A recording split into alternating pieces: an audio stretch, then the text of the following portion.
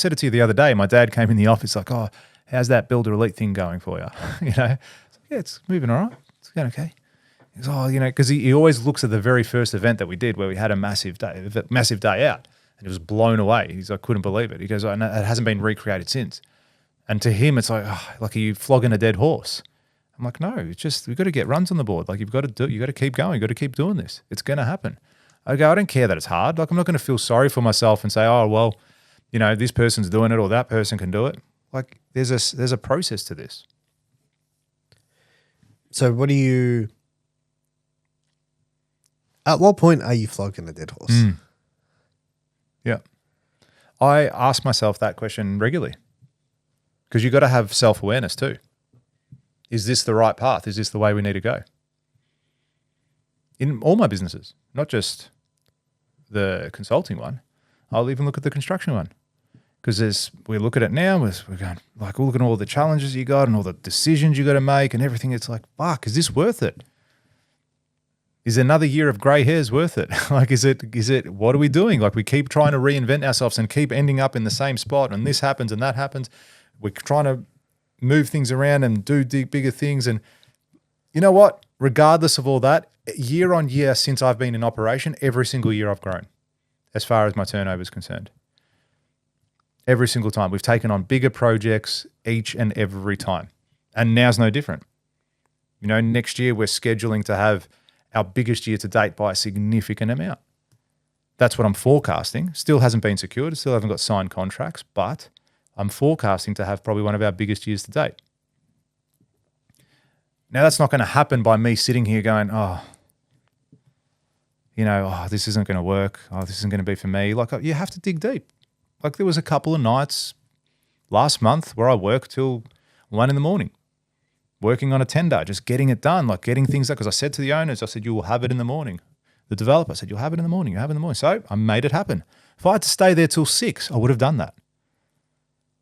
But as a result of me doing that work and putting in that effort, we're now in the box seat to secure a significant project. Wouldn't you rather just sleep early? What do you mean?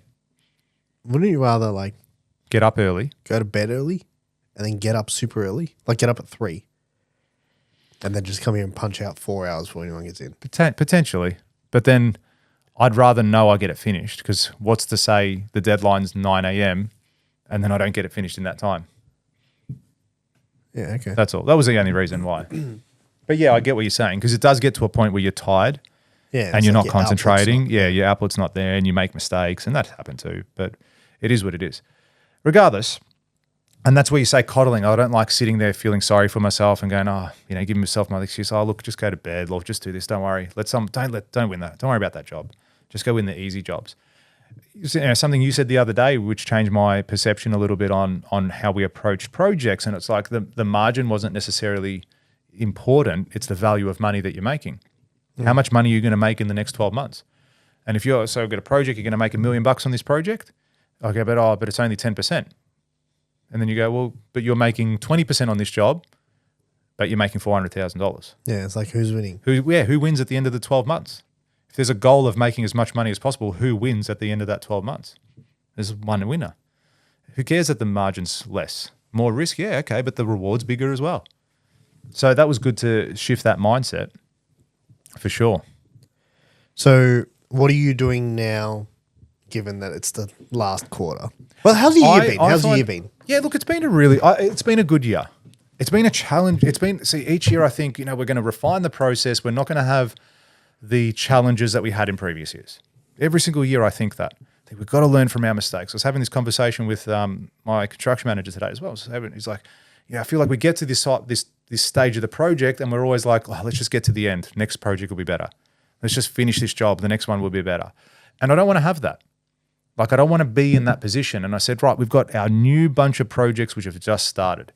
So how do we ensure that we get to the whole stage? The whole stage is from start to finish is going to be a good, smooth transaction.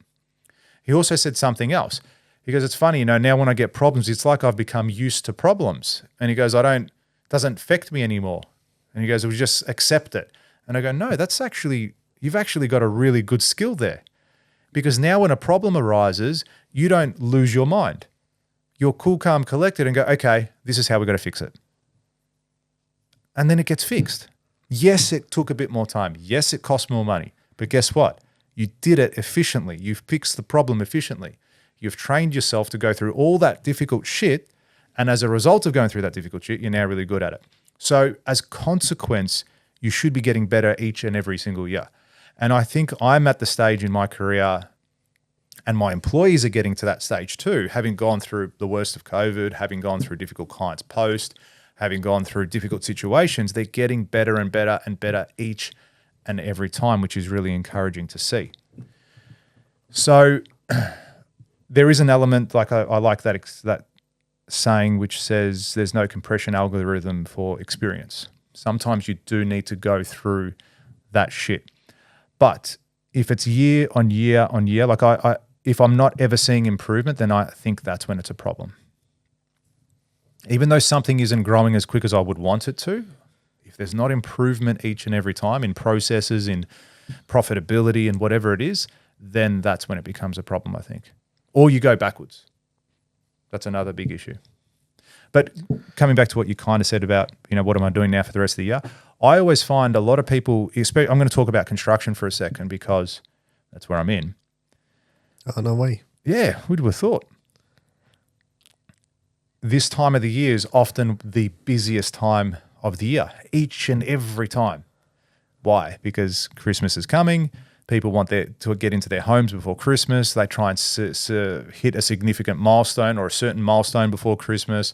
They want to get paid all this money before Christmas. Like, it's just like the end of the world comes at the end of the year. So it's often people are just running around trying to focus on finishing their projects or finishing a certain aspect of their project. And I try and use this time of the year, yes, to do that, but to also focus on what do we need to do to bring in new work for 26. So I actually often find towards the last quarter, I sign next year. Yeah, I'm not thinking about Christmas. I'm thinking about 26, and I often, man, I reckon there's been 1 year where I didn't sign a project in the last quarter, and that was probably during that COVID period as well. Why do you reckon that is? No, why do you reckon you always do not the other way? There's probably a combination of things. Probably some people want to get it signed up before Christmas. So there's probably a little bit of urgency there. So the same way people are thinking, I want to finish before Christmas, some people also go, I'd be great to engage a builder before Christmas so we can start first thing next year. So there's probably that aspect of it. But also I go hunting. Like call your power base, speak to people, get in front of people, make contacts, deals, whatever you've got to do. Go and run ads, right? If I was looking for work for next year now, I would have run ads probably mid-year, so that I had ads coming in, or I had proper leads secured for the last quarter to price up and to secure for 26. So that's the thing. People don't think like that. They think, I'm finishing a job towards the end of the year. Oh yeah, she'll be right. I'll get this, and this. So yeah, that's what I tend to think. But so how has the year been? The year, I'd say it's been a good year. It hasn't been without its challenges because I've grown as a person. The company's done well. We've moved office. There's been some good changes. We've employed new people, delivered projects, finished projects, difficult projects, got new projects in. Has it been as financially successful as I would have forecasted originally? No. As in we made less than I forecasted, but we still made, which is good. But that's just a chance for me to refine process and systems. So overall, I'll look at that as a positive. Yeah, but how's your year been?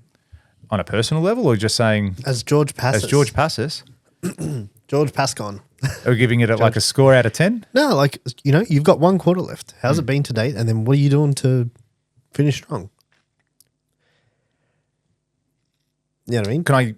I'll give you a word. My word is just busy. Well, I'll give you busy. That's a horrible not productive. word. It's a horrible word. Yeah. It's been busy. I have felt for the majority of the year is being busy, not productive. I felt very much like that. But that's not to say we haven't been productive. I've just felt like that. There's been times where I've just felt that we've worked so hard and I haven't felt like I've been moving, similar to what you're saying, just not moving quick enough. And I have felt like that this year. So now to close out the year, I'm feeling much better than what I was for the first 3 quarters. Why?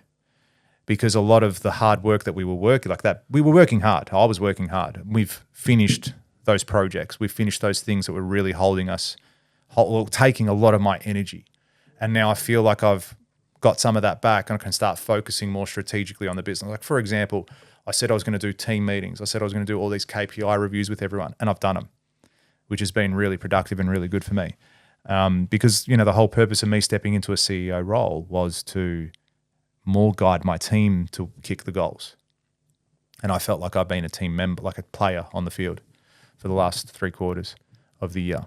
And now I'm starting to feel like, okay, cool, I'm going to step back. I'm going to make changes that need to be made. I'm going to make calls that need to be made. Some are really easy calls and some are going to be very difficult calls. But nonetheless, they need to be made as the head of the horse. The head of the horse. Not the ass. Okay, so rate year out of 10 so far? I'd give it if I can't give a 7, because I think 7's cheating, Yeah. I'd give it a 6. Okay, so what are you going to do to make it a... And 10 for the rest of the year? Yeah. Yeah, I'm gonna win a massive project, a couple of projects, maybe even 3. That's what's going to happen in the next quarter, and we're going to just really be aligned with where we're going as a team. That's going to make me a 10. So I'm going to come into Christmas and I'm not going to be like stressed about or working over the break. Oh, we'll always work. I'd never stop working, even on the holidays. But there's not going to be that level of stress or anxiety or pressure. It's going to be, I get to put my feet up. It's been a big year, get to relax, enjoy it with the family, and then come back again next year and hit it hard. If you like that clip and you want to watch another one, click just over here. And if you want to watch the full episode, click just over here. Don't forget to subscribe to the channel, and thanks for watching.